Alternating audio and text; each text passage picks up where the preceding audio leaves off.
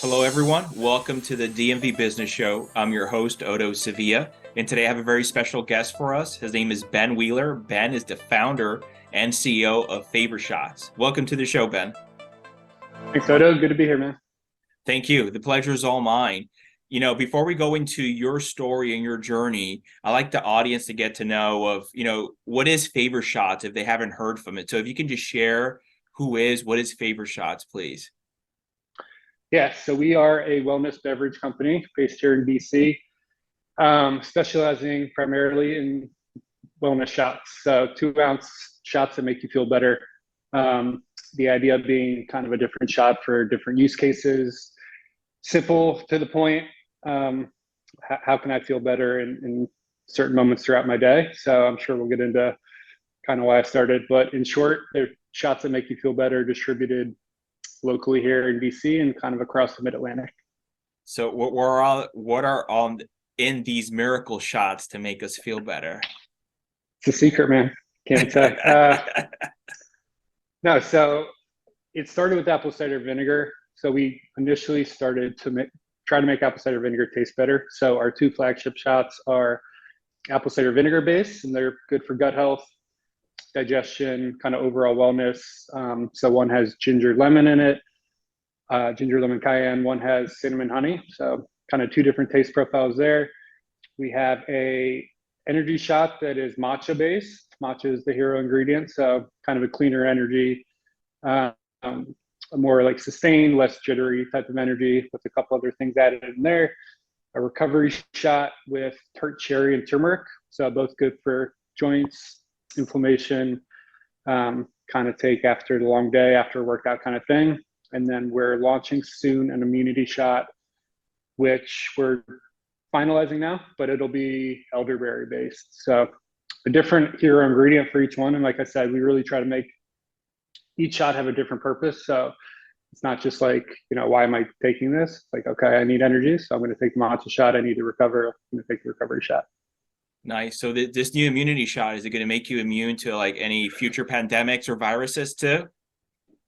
We can't make those claims, unfortunately, but it's going to help you feel better, and it's gonna do more good than not, for sure. So yeah, I'm always careful to make, like, obviously that's a crazy claim, but just, we try to be like realistic in our approach to all of our products. And obviously we believe in them, and they're all natural ingredients and they're good for you, but they're not like, like you said, like a miracle cure. Like, Yeah. they're gonna help you.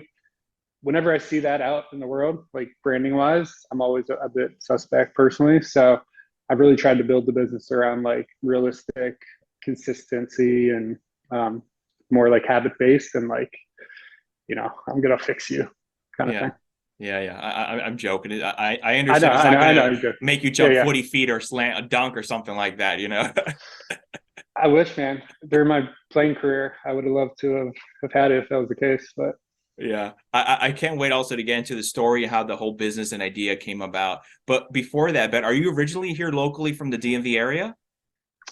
yes, I'm born and raised in Northern Virginia, Fairfax area, Chantilly specifically, and then moved to DC. So I spent my 20s in New York, which again I'm sure we'll get to, but and then moved to DC like 2.5 years ago. So back in the area, but yeah, born and raised in the DMV. So growing up in Chantilly, Virginia, what were you into as a child? Were any activities or sports or anything you liked more than others? Yeah, basketball. In short, uh, sports mainly. Tried every sport, played just about every sport up until high school, and then decided I wasn't very good at the other ones, and I was pretty good at basketball. So I decided to stick with that, and played throughout high school, and was fortunate enough to play in college as well. For high school, did you also stay locally in Chantilly? Yeah, Chantilly High. Okay. Yeah, Chargers. So how tall are you? 6'4". So would you play two or three position? I played point guard. Ah, Um, okay. so I kind of combo guard in, I guess, college, but I had like a pretty big growth spurt in high school. So I was, I think I usually make up this fact, but I think I was like 5'7" going into like my sophomore year. And then by the end of the year, I was like 6'2". So Wow, that's a big growth spurt. yeah, and that, again, that might be exaggerated, but all that to say, like I had guard skills. I grew up, I was always a bit taller, but I wasn't like, the tallest. I wasn't, the center. I was always like a guard. Uh-huh. And then I had the growth spurt and super awkward for about a year because I couldn't adjust to it. Obviously, that's a big adjustment. So I was tripping over my own feet, that kind of thing for a bit, and then kind of got used to it and kind of retained those guard skills. So it ended up working out pretty well for me in the end. And you got used to this height. You said, was it sophomore or junior year in high school? Sophomore year was like, again, my recollection may be a bit hazy, but sophomore year was like a bit rocky, I would say. And then Okay. junior year, I kind of hit my stride and had a pretty good year, I would say.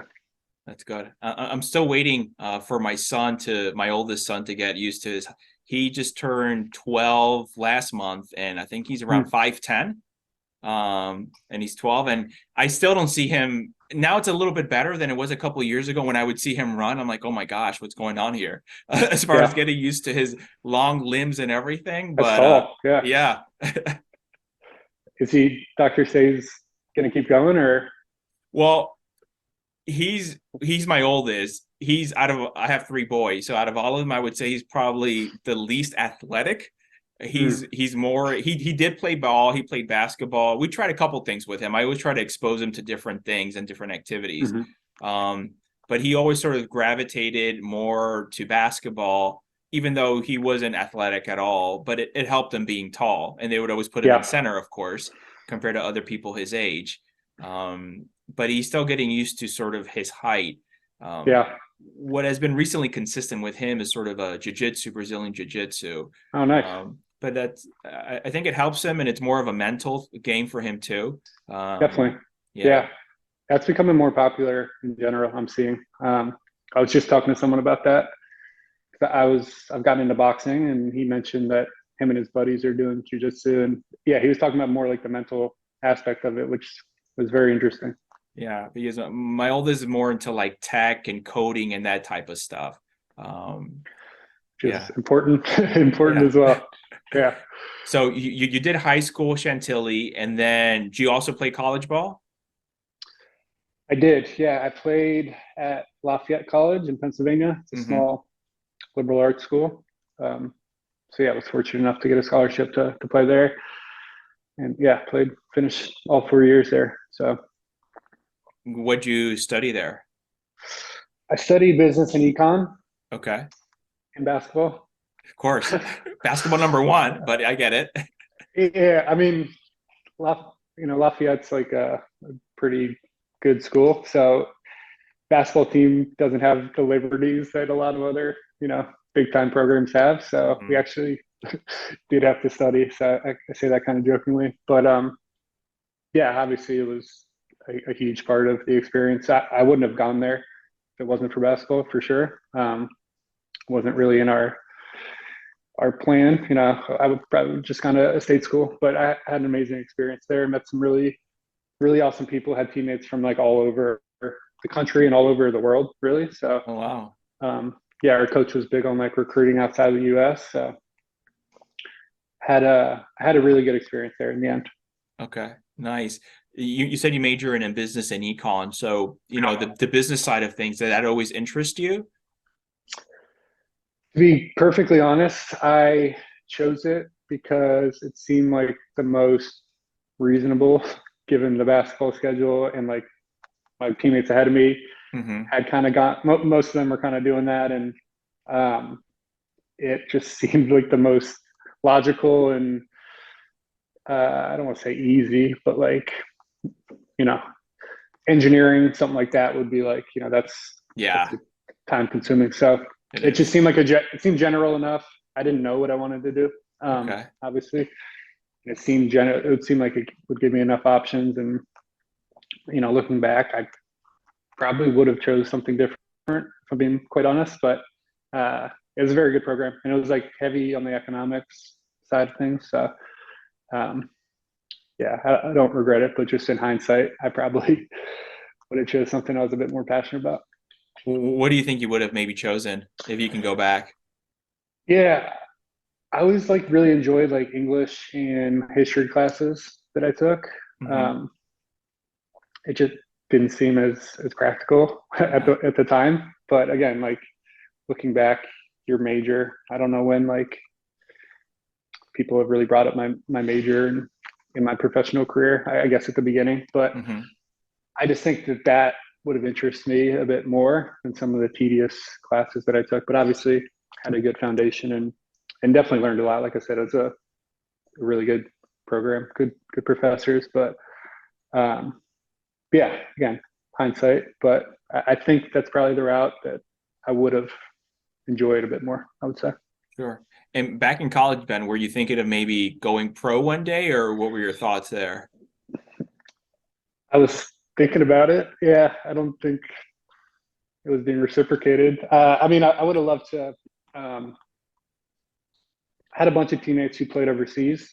That was always, Hmm. we actually, our league ended up having a couple NBA players actually that played while I was there, unfortunately. So a couple big names. So it wasn't, it definitely wasn't common, but it wasn't like normal. So playing overseas was kind of the goal for a lot of people. Like I said, I had teammates before me that were playing overseas and played in some really interesting places. That was definitely my goal. I really wanted to go somewhere that would pay for give me like a scholarship to keep playing, to Hmm. get my master's or kind of continue my education. That was my goal. Um, when I realized, I wasn't going to play in one of like the top leagues, it just wasn't where I was at in my career. So I really wanted that like educational piece, and I definitely looked into it, but ultimately, I had back issues that I played with throughout my career and got to a point, it was pretty consistent throughout my 4 years of just like a nagging, unfortunate, I wasn't able to ever, I think, reach my potential and was just always there. So as I was kind of evaluating things and, I got to the end and I just decided ultimately it wasn't worth it to keep going through that. So, um, yeah, I guess that's where my official career ended. But yeah, I think I still thinking back, like a lot of my teammates played in really cool places and got to obviously travel the world and essentially get that paid for. So I think that would have been an awesome experience if I was able to. Did the back injury, did that come from originally basketball or something else? So it was chronic, and it Oh. was I saw so many specialists. I think in the end it was back spasms that were Hmm. just kind of chronic and consistent. Um, where that originated from probably had something to do with the growth spurt as a kid and um, combination of having some flat feet and wear and tear. So I can't like pinpoint. It wasn't like I slipped a disc or something. It was chronic and consistent, and some days it would feel good, some days it would kind of be debilitating. So um, yeah, it was tough to get through. And like I said, I would have loved to have, even now when I play, I still feel it if I kind of push it too far. So it's just something I've had to deal with. Sure, I understand. Yeah. After college, what happens next? Yeah. So after college, I moved back home for a couple months to kind of figure out what what to do. I guess at that time I was still kind of looking into the basketball Hmm. um, situation. There were a couple programs, like I mentioned, like in Ireland or in England, that had the educational piece. So I was looking into that for a bit, but at the same time had a couple really good friends who had either already moved or were in the process of moving to New York. Obviously, Northeast school wasn't too far away from New York City, so we had made some trips in. One of my roommates was from the city, so I was familiar enough to know that that was a place that was pretty high on my list of where I would want to live. Um, so I would say probably the end of like that year that I graduated, I moved to New York with a friend who had graduated the year before, without a job initially. So was fortunate enough to have a little bit of money. My parents helped me out at the beginning, and Hmm. yeah, made a bet on myself and worked. I actually worked as a referee for a couple. I actually did that on and off for a while, and worked in retail, which is a tough business for sure. But yeah, a couple of like odd jobs to kind of while I was searching, and then eventually got a job in advertising, which was my first career. Oh, that's good. And this is in the city when you say New York, right? New York City. In New York City, yeah. So that was Okay. probably like 2 months after moving there that I secured that position at an ad agency. Yeah, Okay. And how was that experience with the ad agency? I'm sure it's probably what you learned there has come in handy for the business, right? for sure, for sure. I had an awesome experience there. Um, it was I always like have trouble describing it. I didn't ultimately like love, you know, I didn't stay there, so it wasn't the career that I saw myself doing long term. Hmm. But the company was amazing. It was a lot of young people. It was kind of like an extension of college in a lot of ways. Met a lot of my really good friends now there. Um, Incredible office, like really like one of those ad agencies that you kind of, you know, read about and see that Hmm. have all these cool amenities. You know, I was in basketball social league. Was I met a lot of good people there. Um, so I had a great experience. Ultimately, like I mentioned, like it wasn't the career that I saw myself doing. I was in media buying, so I was like helping place ads on the radio at the time when like radio was a bit more prominent, which was also cool because I love music, so I got to get relationships with a lot of these radio stations and get to do a lot of cool events and meet artists. And, it was an awesome experience ultimately, but yeah, again, it wasn't the career that I saw myself doing long term. Sure. Did you stay in that ad space while still in New York, or what brought you back down to the DC metro area? So I did a couple of things after that. Um, I stayed there 4 years probably, and then decided, you know, for a couple of reasons, but I had an old coworker who had moved to like the sales side of things. So essentially, instead of buying the ads, I was selling the ads. A bit more lucrative, typically, a bit more creative, I would say. You know, get to obviously sales was a important skill, and I thought I had some of that. So um, made the leap. So I was in ad tech, so it wasn't like on the radio side. It was more digital ads. So I stayed in advertising for a couple more years, and then I jumped to a music company, a music tech company. Again, I mentioned I was a big music fan, so was looking to make that career change and didn't have music experience. So I came across a really cool company that was doing like music licensing and um, essentially making sure artists get paid for their work and providing any social creators, any commercials, TVs with music for their productions. So I thought it was a really interesting space. It was a growing company, and it was in sales, so I could kind of utilize my sales skills. So did that for a couple more years, and then I guess that leads up to 2020, which is when I moved down here. So 2020, when you move back to you say you moved to DC, right? Or do you go back to the Chantilly, Northern Virginia area? So yeah, I I had started the company. Trying to think of the timeline here. I had started the company in conjunction with With the having move? that job. Oh, okay. Like yeah, so end of 2019, beginning of 2020, I guess I had like officially launched it. Um, Obviously before COVID, and then a couple months in to COVID hitting, we had big layoffs at our company.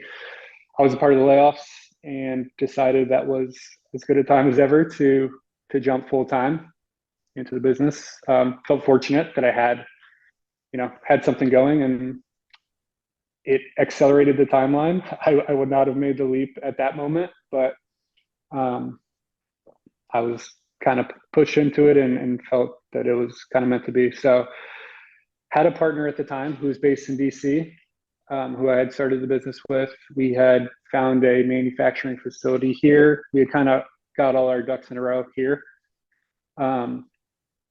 And a few months in, that partnership dissolved, and I decided that I wanted to keep going with it. So I moved back to Northern Virginia with my parents for a couple months, and then ultimately into DC at the end of 2020, maybe beginning of 2021. So technically, Ben, Favor Shot started up in New York City, right? That's like part of our origin story. Yeah, I mean, we're a DC company. Sure. I'm proud of being a DC company, but technically it started in my tiny New York City studio apartment, mixing juices in a little, small little cup, pretty much. So, yeah, I started it while I was up there. I mean, that was a big reason of why I started it ultimately. I was living in New York, fast-paced, professional life. Was going out a lot in my 20s in New York, as one does, having a really good time.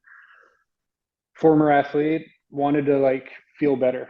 I wasn't treating my body great, but I wanted to add a little something to my routine that would help me to feel better without, changing my lifestyle ultimately. Mm-hmm. So I didn't want to do like an elaborate juice cleanse. I didn't want to, do one of these fad diets or anything like that. I just wanted like a little something to make me feel better, that would kind of offset ultimately some of the stuff that I was doing. And yeah, I mean, New York is the origin of that ultimately.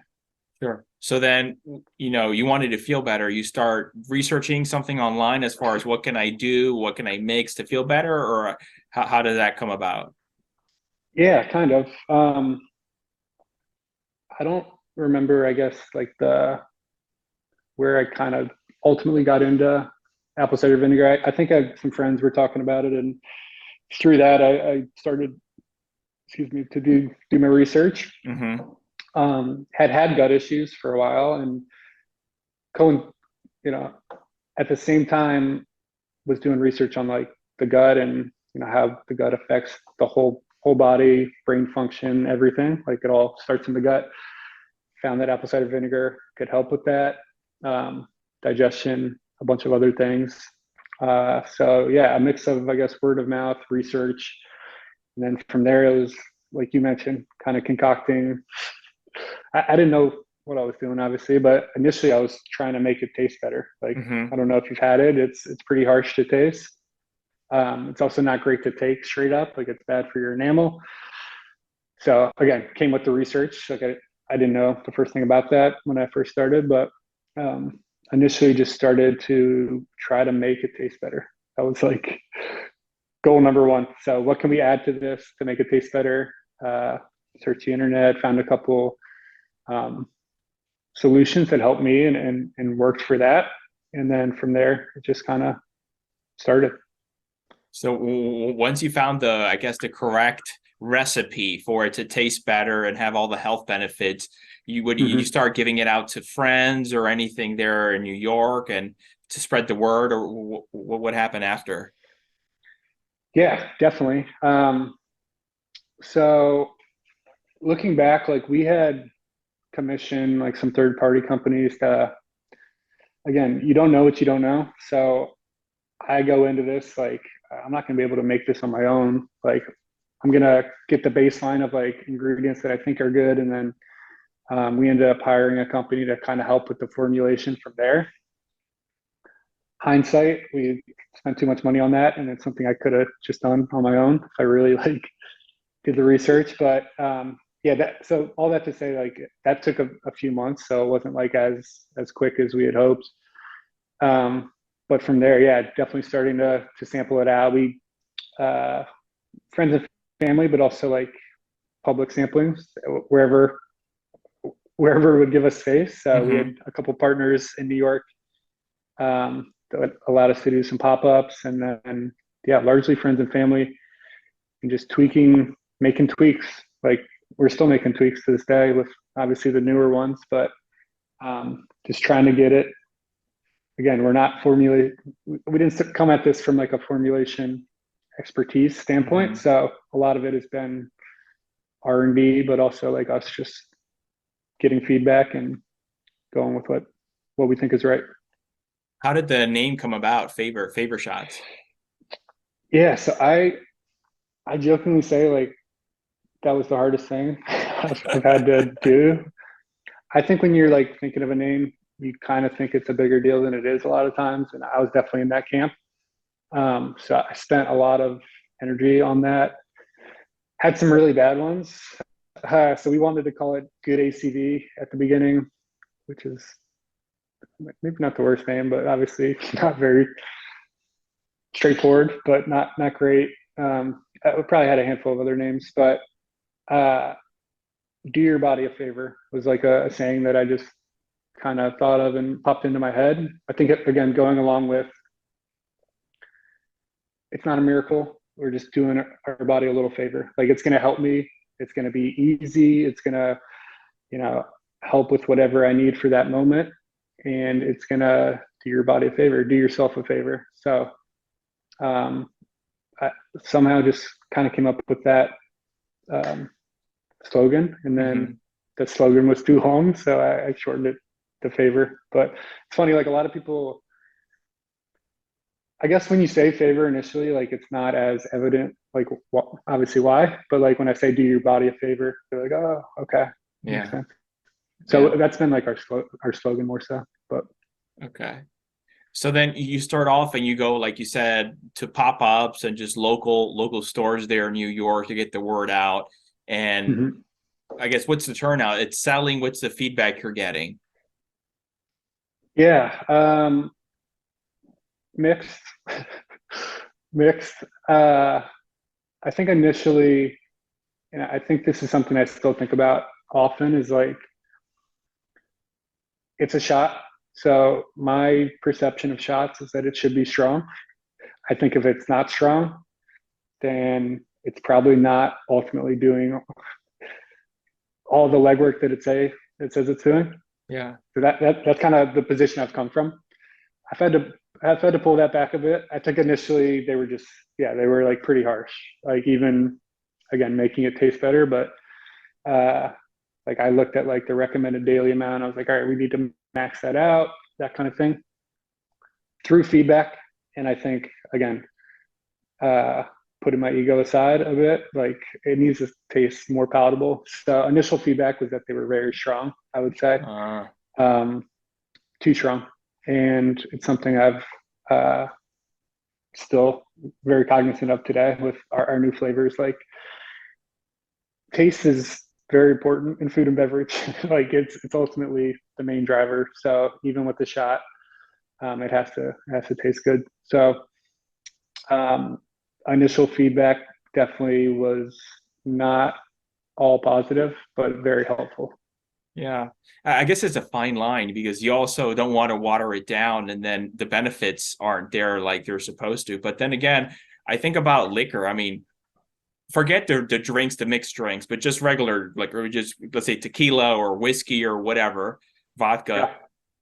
Yeah, I don't know many of them that, oh, this tequila shot tastes delicious. Or, I mean, maybe, but, there's most of the people drink it because of how they feel or the effect they get afterwards. Just like I'm sure I'm not putting your shot in the category of a tequila shot here, though, but you know what I mean? You're tasting it for the benefits of how it's going to make you feel afterwards with your favorite shot. I'm thinking, I don't know. 100%. I agree. Yeah, we still have like they still have a kick.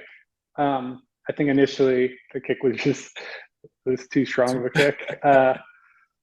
But I 100% agree, and that's still like ultimately the angle, and it is a very fine line that we've had to kind of teeter on, and very much still working to understand. Quite honestly, like how can we maximize benefits? Because I believe in that. Like I'm not going to put a small a smaller version of a bigger juice. I'm not just going to bottle that up. Like I'm going to maximize as many benefits as I can Yeah.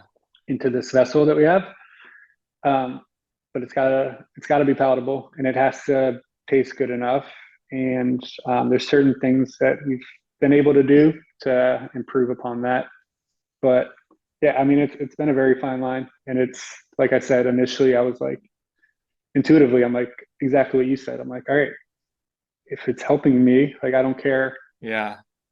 what like, you know what I mean? Like people take tequila shots for one reason. They're not sipping on them. So um, it's been a learning process, but yeah, like I said, ultimately food and beverage, like taste is taste is important. And that also came with, market research and seeing what else was out there. And, a lot of shots were more palatable, quite honestly. And it's been a constant um, improvement on our end to try to get there. I guess the benefit or the plus side, if you do have someone who's into it for the health benefits, they're like, hey, give me a double shot or a triple, then you're just loading up and then more volume, more business for you, right? I don't know. Yeah, I mean, we definitely have those diehards who have been customers from the beginning who I think appreciate that kick. And again, all our shots still, I think as long as they have that kick, like Hmm. whatever the ingredient is in each shot that gives it that kick, it needs to be there, or else it's just juice. Like I Sure. could just be drinking a larger serving of juice. This is meant to be portable. It's meant to be a more um, simple solution, and ultimately it's gonna hit you harder. So yeah, I think people appreciate the kick, and again, a lot of our customers who have been there since the beginning have appreciated that. But out of all the different shots and flavors, which one I guess is the most popular or your top seller? Our ginger shot, apple cider vinegar ginger, um, is our most popular. I think people associate. I think ginger shots in general are Hmm. are, are popular. Ours is unique in that we mix it with apple cider vinegar. Um, that's been the most popular since the beginning. Our tart cherry and turmeric one, feedback wise, I think it's probably the best tasting, I would say, and it gets a lot of good response, especially at like these tastings that we do. Hmm. Um, but it's a bit more, I guess, of an educational piece of, tart cherry, exactly what are the benefits of it, and obviously we spell it out with recovery as the use case, but um, that's I would say a close second, and one that I think for like a beginner, maybe a bit easier to ease in on, just because it probably does taste the best. So you started the business basically during pandemic times, right? Mm-hmm. Which probably not the easiest thing to do. So starting a new business, getting the word out that, hey, here I am, this is what we do, basically, let's say hanging your shingle per se. How was that experience for you? During early times of COVID, Mm-hmm. it's a lot, man. Yeah, I mean, when I say I started in 2020, I think the response is like, oh, you started it like because of COVID. Like, obviously our product is designed to make you feel better. So that would be like a reason that would make sense. We started before. So I didn't anticipate this. Um, I think for me personally, like it was just a lot to navigate at the beginning. Mm-hmm. Obviously, there were much bigger issues with COVID at the beginning, but again, for my journey, like living in New York, which was kind of ground zero for COVID in term Mm-hmm. at the beginning. That was a lot to navigate in those first couple months.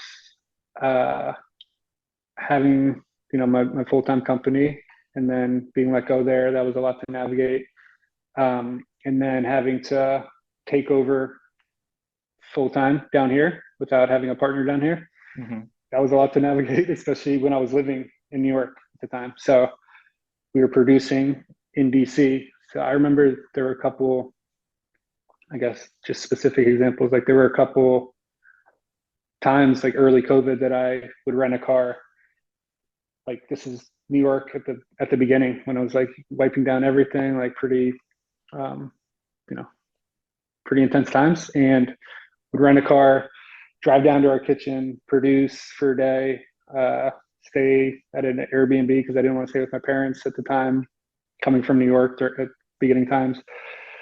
Um, Going back to New York, trying not to, come in contact with anyone, and then just trying to get stuff out. So a lot of it was touch and go at the beginning, um, especially until I moved down here. There was a lot of uncertainty, which was the case for everyone, but I was just trying to like stay afloat and like Hmm. figure out a game plan. I think those first couple months. So I think, if I was already established down here and uh, the business was more established, and um, you know it was came at me from that angle, I don't know how different that would have been, but we had just started everything, and I was moving, so it was just a lot of moving parts trying to figure out how to make it work at the beginning, how to just launch it, and then what's the best game plan to try to make it happen moving forward. Did you see in the beginning some of these stores where you started putting the product on the shelf, right? More perceptive during COVID? Because obviously some businesses were hit, but I'm sure some of them were remained open, like grocery stores. Yeah, yeah. So again, I was brand new to the space, so like Hmm. I didn't know. I didn't know like what good velocity was. I didn't know. I didn't know our target customer. Like I was going to local stores like in New York that like local specialty stores and that kind of thing. So I didn't have like a baseline of like they were this receptive before, but now they're not this receptive. People were open to trying it. I think at the beginning it was a balance of like, okay, it's a product that could help people in this time, but people aren't going to stores. So Hmm. uh, it was hard to drive trial. People weren't doing samplings. Um, a lot of people weren't doing samplings, so it was hard to get word of mouth out, and like retail, navigating that part of the retail along with like, okay, who do we even target as a company? Like it was a lot of learning at the beginning. Sure. Um, but yeah, I mean, ultimately we found a couple partners early on that they were moving well, and so it kind of gave us a benchmark of type of places to partner with, and then how can we find more of those? How can we um, increase our velocity within those stores? So um, it was a mixed bag. I mean, there was definitely a few stores at the beginning that were just like bad fits that um, I don't think anyone, they would like bury the shots back in the fridge, and might not pay us, so it was just like trial and error at the beginning. I gave away a lot of profit at the beginning. Sure. Sure. I'm sure. And then I guess when you move back down here, it's again establishing those relationship with the local stores to get again back there on the floor. Yeah, yeah. So obviously, very different market. I was fortunate enough to open up a couple accounts and partnerships up in New York while I was there that have remained to this day. Hmm. But yeah, definitely a different stores down here, different type of consumers, different city, very Hmm. different city. So navigating that, we did have some partners that were helpful in helping us navigate that. Was able to get a couple mentors and other brands uh, in the area that were helpful in helping us, making introductions, that kind of thing. But Hmm. yeah, it was very much a learning experience, and at that point it was just me, so I was making the product in the morning and trying to go out and sell it Yeah. in the afternoon. So it was a lot. Is how does it look now? Is the majority of the sales still retail, brick and mortar, or is it D2C, direct to consumer online? Majority is retail. Okay. Yeah, so it's about 70-30, maybe even a little more. Um, that's largely been a function of our attention, quite honestly. Like I do think we can expand our D2C business pretty heavily if we put more resources into it. Hmm. Um, but yeah, I think we've really been focusing on like retail and scaling through our current partners, and um, again, still learning new um, learning new insights about our core customers. So uh, definitely more retail, but a lot of room to expand, I think, on D2C, especially with some of the product changes we've made in recent months that have made that more feasible and more attractive, from a price standpoint. Yeah. What would you say, Ben, that drives and motivates you today? It's a good question. I would say a few things. I think having the background, like again, the sports background, I've always just been like competitive. It's kind of an innate thing. And once I find something that I believe in, for years it was basketball. So I really believed in it, and I wanted to win. Um, Once I found this, something, like I said, I've teetered in my career a bit with a few different things, but once I found something that I was passionate about, I want to win, and I want to keep moving forward. I want to keep learning. I think learning is a really big thing for me. Like I don't want to be stagnant at any point. So, um, you know, growth both for myself and for the company. And I think that's just an innate characteristic that I've always had. Just a drive to be successful, but also, do good in the world. Hmm. So, with that comes with the passion. Like if it was something that, I'm not someone who's like super money driven. I just, if it's helping, whether it's, getting music out into the world or getting a product that I think is going to help people, I want to, I want to do that the best I can. And I want to be competitive about it. I want to win. Sure. I love that. You were mentioning earlier how in the beginning you were basically doing everything. You wore all the hats. Is that still the case or has it changed? How does your team look like today? A couple less hats, but it's still a good amount of hats on the Yeah. rack for sure. Yeah. Um, so yeah, that's definitely evolved. We have a couple of part-time people, so help with the manufacturing has been lifted. So a couple of people helping out with that. A couple part-time salespeople, and then a couple like mentors or advisors. Yeah, I guess that's the extent of it.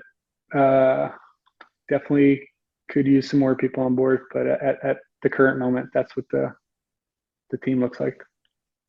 What advice would you give someone if they came to you and they wanted to open maybe a similar business, maybe it's in a different industry? But any pointers as far as, hey, you should look out for this or that. This is something to consider. Yeah, it's definitely a loaded question. I would say that you gotta be okay with being uncomfortable.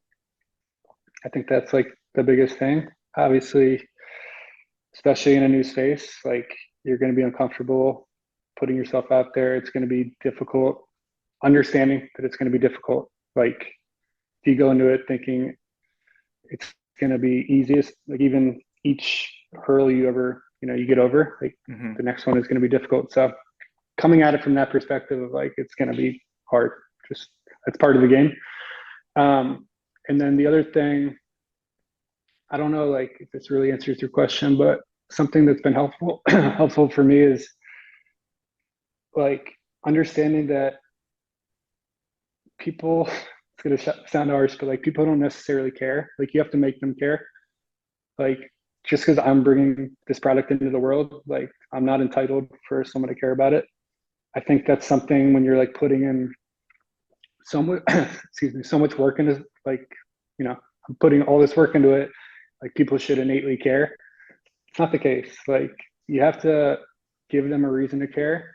You have to um, understand that like people are busy. Everyone has their own stuff going on. Like even like friends and family. Like they want you to succeed, but you gotta still come at it from a like a humble perspective of like nobody made you do this. You gotta make them care, show why whatever you're bringing into the world is useful, and just come at it from like that vantage point of, you know, people aren't, especially buyers, like they don't care. You got to make them care. Mm-hmm. It's so true. Yeah, that's good advice. Thank you, Ben. You, Yeah. you were just mentioning as far as, being uncomfortable, and in business, just such as in life, you go through many uncomfortable situations and events, setbacks, Mm-hmm. failures, if whatever you want to call them. Is there any specific setback that you can think of that was, let's say, your favorite fail, your favorite setback, and what you learned from that? Definitely had a few. Um, yeah, I mean,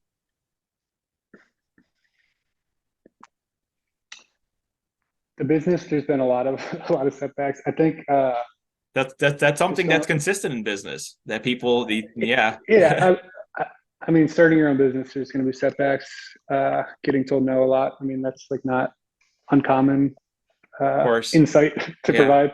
I think personally, like getting laid off from my previous job um, is something I can pinpoint that was like obviously a setback because I was not planning on making this change to that point at that point, and uh, it was something I still enjoyed doing. Like I still wanted to do it. It was giving me the space to be comfortable enough to, you know, go like do the business still and have obviously income. So I had to figure that part out. But at the same time, the way I think I mentioned at the top, like the way I looked at it was, okay, obviously that's not changing. You have this thing going already. Might as well just go all in with it. So um, that wasn't the plan, at least at that point. And it made a couple of months, as I alluded to, very uncomfortable. But once I kind of got my feet set and just making that leap, I think whatever point people make that leap, it's just like you gotta commit to it. And I think that was obviously a more forced commit, but um, initial setback that ultimately helped. Yeah, that's great. Being an athlete, you growing up as an athlete, obviously there's certain characteristic traits that you have to be successful, with discipline and others. What do you feel you have, whether habits or traits that have helped you on the business side or just personally? Yeah, consistency, I think, is like the biggest thing in business and in life. Like, Mm-hmm. first of all, showing up, like we say it's half the battle, but like showing up, having a routine, incorporating. I'll just speak to like outside of the business. When you start anything new, like there's no structure, obviously. Like that's been one of the biggest learning points and adjustments. Like there's no one telling you what to do. There's no one. Obviously, you have like mentors or investors or whatever, but like everything comes from you. So you have to set a structure and systems and habits in place that are going to be beneficial. So I think for me, consistency of like my morning routine has helped. Like, you know, doing certain things every day that get me going, that kind of build momentum for the rest of the day. Um, Building, you know, some structure into the week as like, okay, we do sales on this day, we do manufacturing on this day. So consistency and like um, building up habits that are beneficial and sticking to them. And you know, you miss a day, you miss a lot. So just understanding that little things matter. And like I said, I think like my morning routine is one of the most cherished things that I have. I just, you know, no matter how I'm waking up and what kind of state I'm waking up in, like I'll make time for that. So I think consistency is the biggest thing in business and in life. What is your morning routine, by the way? Yeah. So I guess I opened the door to that one. I mean, it's nothing too elaborate. I wake up, I get some movement in, try to get outside like pretty quickly after I wake up, see some sunlight. Meditation is every morning without fail. 10 minutes on the couch. Breakfast, kind of, I'm not super creative with my breakfast, but eggs every morning. Um, I'll do a little bit of reading. And then I'll mix in some exercise some mornings, but that would typically be at the beginning. And then probably right before I leave for the day is when I'll do like a little bit of journaling, which is a habit I picked up recent years that is, for my mental, been extremely helpful. Just getting my thoughts out,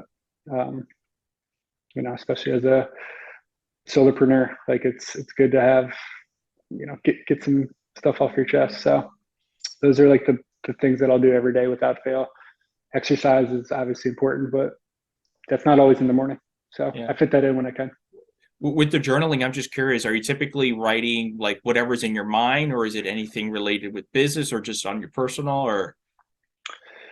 Yeah, so I've gone through like iterations of journaling. Like, I try to listen to a lot of podcasts, a lot of like self improvement stuff, and everybody has kind of their own way to go about it. But I think something that's consistent is just like doing it, like getting your thoughts out in some way. So most of it I would say is like, personal, and there's been times where I've had more structure around it, like, 3 things that I want to accomplish for the day, that kind of thing. It's evolved.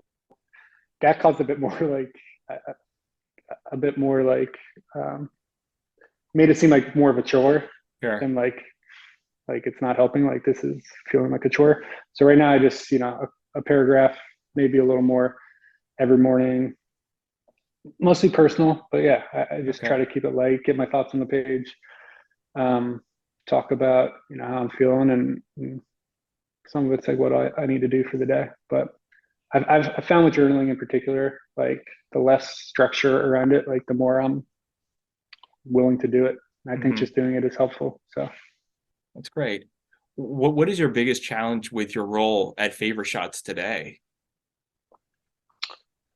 Our biggest challenge at Favor Shots today, mine personally, or the businesses? How about both? Yeah, I mean, there's a lot of overlap, but I think generally speaking, like for me, a biggest challenge has been like what to focus on. For example, you mentioned retail versus DTC, like understanding what's working and then like just focusing on what's working. I think that's something I always have to like sit back and evaluate. Like keep it simple is like something I try to live by. It's very hard to do. So there's a million different ways to spend your time and energy in sales and in marketing and in every aspect of the business. I think focus and understanding where our time, especially with a team as lean as ours, where our time is best utilized.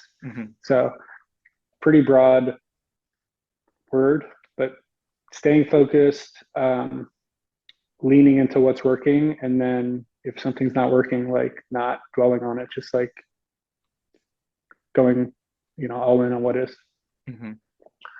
For the business, I mean, that kind of the same answer, but I think in any CPG company, distribution is what helps you grow. So it's trying to secure more distribution partners and grow within the distribution partners that we have. But again, that goes back to the focus of, what's working with our current partners. How can we grow that? Does it make sense to, spend more time focusing on those, or does it make sense to expand our network? Do we have the ability to expand, like understanding where the business is at and what who our best partners could be moving forward? Speaking about distribution, where are you currently being distributed? Where are you located? So we're in DC. We manufacture in DC. We are distributed locally, kind of in the DMV. I would say like the Mid-Atlantic, and then we do have a pretty good presence in New York. Hmm. That's the area, like I said, from living there, we've been able to scale and have a good partner up there. Um, but are looking to expand across the East Coast and eventually. But you got to have the resources to do that. Like we're not going to open up in a random market if we don't have anyone down there, if we don't have any real insights into the market. So right now focusing on the DMV Mid-Atlantic area, and then New York because we do have some sales support up there as well. Okay, nice. Coming to an end here soon, Ben. What do you know now that you wish you would have known at the start of your career? What do I know now? I would say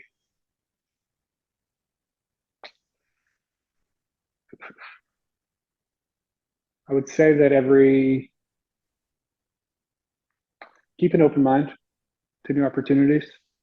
Um, and like that takes work. You have to like give off the energy that you're open to accepting like what comes at you, the good and the bad. So Hmm. I think um, you know, you may have this idea at the beginning of your career that like you're going on this path and uh, this is what's best for me. I think approaching it like you got to figure that out. Like that takes work to figure out. It's not going to be easy, and you have to keep an open mind and approach things with the energy that like if you put out good energy and you are open to new experiences, open to learning, asking questions, that you may figure out that like what you thought you were going to do is not what you ultimately are passionate about. So um, yeah, just continue to learn, ask questions, and approach things. The more you know, the less you know. Whatever that quote is, like Hmm. don't have an ego about it. Just approach things from an angle of humbleness, humility, and good things will happen, and you'll eventually, hopefully, find something that keeps you passionate. Yeah. What does the next 5 years look like? What's the future? I don't know. That's that openness I mentioned. You know, I know with the business, like obviously I want to keep scaling the business. I think there's potential to scale the business. I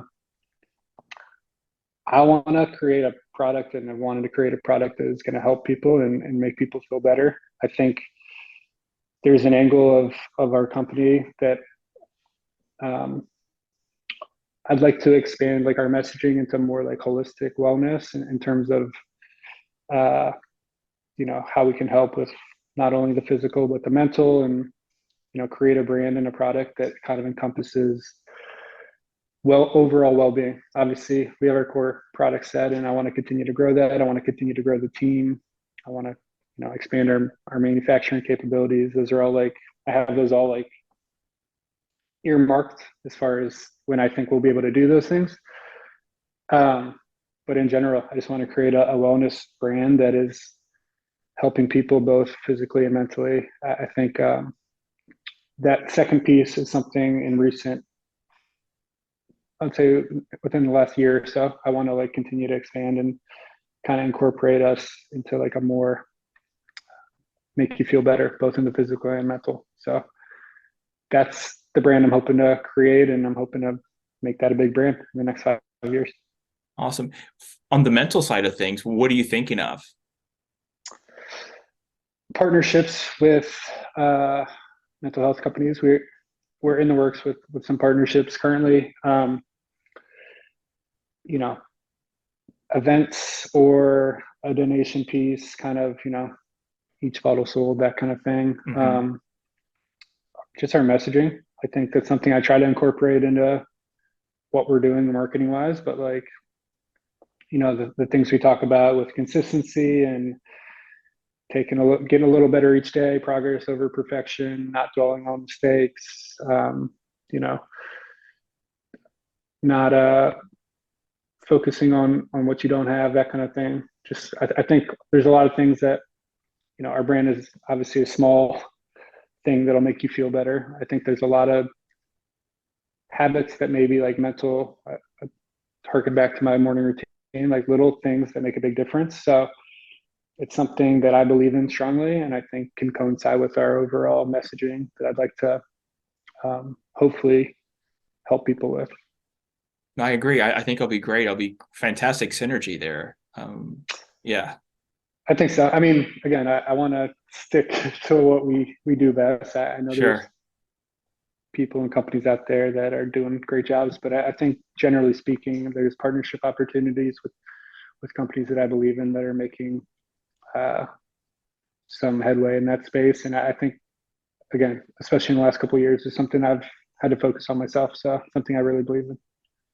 Ben, when you're not busy, obviously running the company and operating, what do you like to do for fun in your free time? Very good question. I like to stay active, and I like to have like a variety in that activity. So I've gotten pretty into running the last like year or so. Um, Going back to the mental piece, I think it's helped my mental more than even well both, but the mental for sure. Hmm. I have gotten back into playing basketball. I like to do yoga.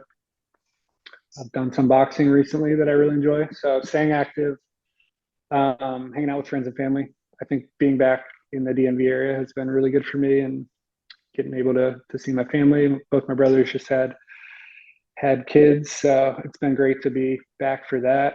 Um, Not a lot of free time, so that probably takes up a lot of it. But yeah, trying to I mean, you have to make time for like social life, so it's Yeah. something I've had to make a concerted effort to, quite honestly, since I moved back here, is to like spend time with friends and family, and like actually set that time aside. Like it doesn't come as spontaneous for me now as it did when I lived in New York, just hey, it's like 4 p.m. Like, you want to meet up for a drink? Now we have to like plan it out and make a concerted effort to, uh, you know, make those relationships last. And I think that's been very important for me.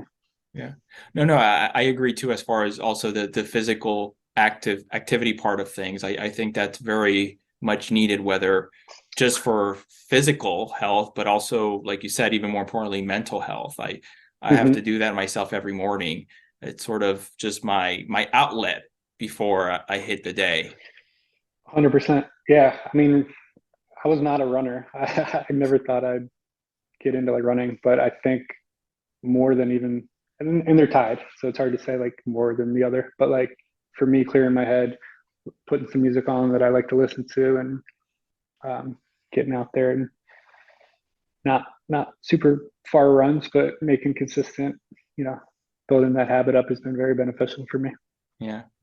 Ben, if people want to learn more about you and what you're doing at Favor Shots, where can they go to get more information, or just may want to buy your product? Yeah, so you can find us online at drinkafavor.com, our social media, Instagram, Facebook at drinkafavor. And then if you want to purchase, we are available at a lot of coffee shops, I would say, across the DMV. That's kind of like our main, without like listing specific ones, but coffee shops and cafes throughout the DMV. And then available for purchase online at that website. And we're also on Amazon.